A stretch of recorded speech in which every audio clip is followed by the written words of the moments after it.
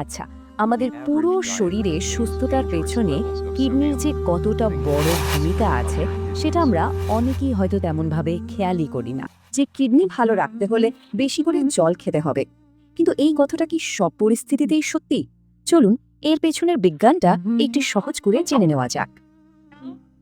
দেখুন, ডিহাইড্রেশন বা শরীরে জলের অভাব যেমন খারাপ, ঠিক তেমনি প্রয়োজনের চেয়ে অনেক বেশি জল পান করাটাও কিন্তু বিপজ্জনক হতে পারে। এর ফলে হাইপোনেট্রিমিয়া নামে একটা মারাত্মক কন্ডিশন তৈরি হতে পারে। মানে রক্তে সোডিয়ামের পরিমাণ একদম কমে যায়, যা কিডনির ফিল্টারগুলোর ওপর সাংঘাতিক চাপ তৈরি করে। আর সবচেয়ে দারুণ ব্যাপার কি জানেন? নিজের শরীরে জলের পরিমাণ ঠিক আছে কিনা তা বোঝার জন্য কোনো জটিল পরীক্ষার দরকারই নেই। শুধু প্রস্রাবের রংটা খেয়াল করলেই হবে। রং যদি গাঢ় হলুদ হয়, তার মানে শরীর জল চাইছে। আর যদি জলের মতো স্বচ্ছ হয়, তাহলে বুঝতে হবে সব ঠিক আছে। জোর করে আরও জল খাওয়ার কোনো প্রয়োজন নেই।